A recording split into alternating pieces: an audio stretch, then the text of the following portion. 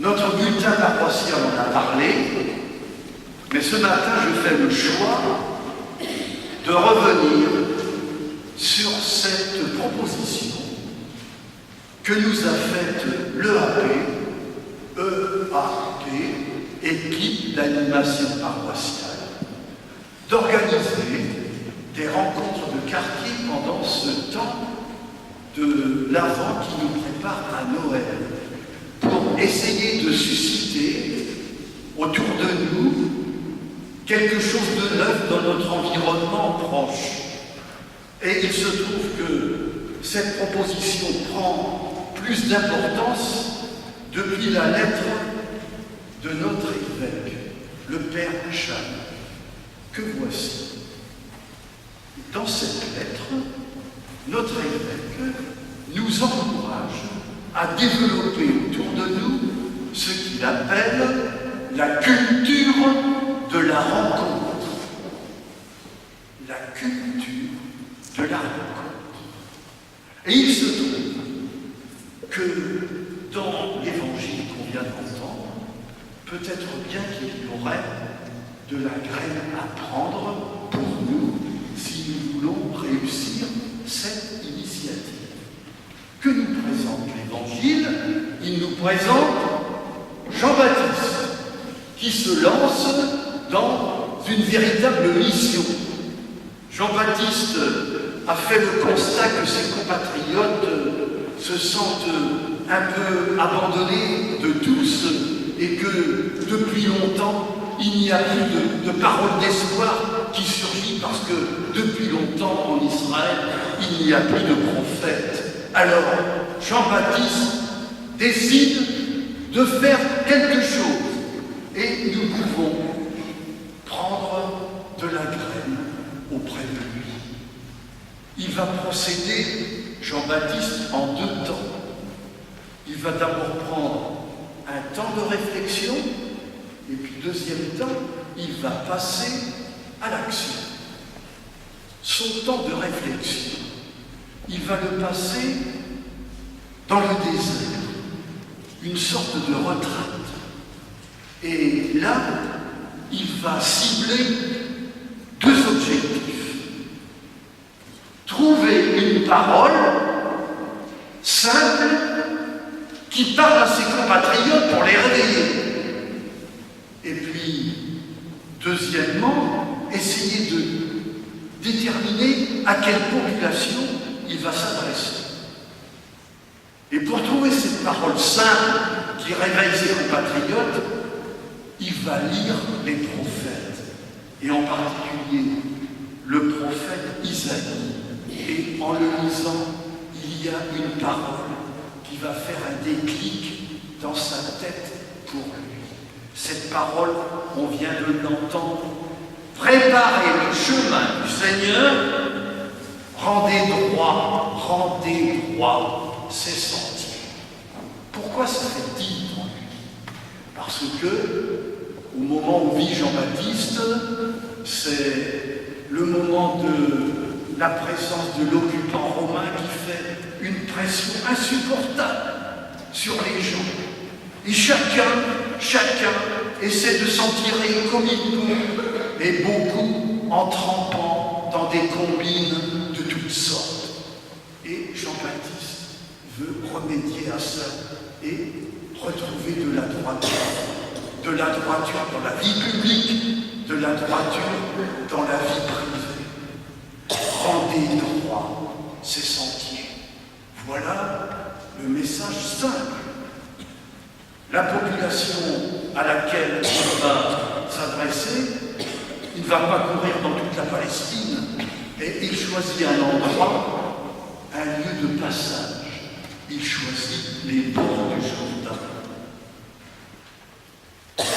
Si nous avons en tête de préparer ces rencontres de quartier, nous sommes invités à faire comme Jean-Baptiste.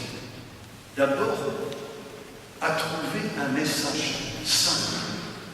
On ne va pas se réunir pour se regarder dans le blanc des yeux. Autour de quelle parole? Et l'EAP a trouvé une parole simple qu'il a trouvée dans dans la lettre pastorale de notre évêque, et en particulier qui nous invite à prendre appui sur cette figure de Marie qui part visite voir sa cousine Élisabeth qui est enceinte, qui n'est pas toute jeune et qui a besoin d'aide. Et à travers cette figure, il nous faut retrouver le sens et le goût de la visite. Le sens et le goût de la visite. Avec qui faire cette rencontre, le quartier, pas en courant aux quatre coins du monde, en regardant avec précision dans l'entourage qui est le nôtre. Ça, c'était le premier temps, la réflexion. Et le deuxième temps, ça va être le passage à l'action. Jean-Baptiste, sans doute que nous sommes comme lui, mais passer à l'action, faire le pas, apparemment c'est simple, mais ce n'est pas si facile, parce que nous avons en nous beaucoup de peur à vaincre. À ce sujet, il m'est arrivé, il y a quelque temps, une petite anecdote qui m'a éclairé. J'étais en visite chez un pharmacien et qui s'est proposé de me faire visiter son atelier qui était au sous-sol de sa maison. Et pour y accéder, il me montre un escalier dont j'approche et qui était dans le noir complet. Instinctivement, j'ai cherché de la lumière.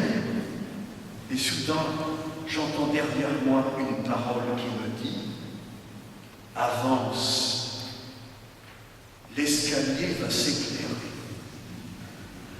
De fait, après 2 pas hésitants de ma part, l'escalier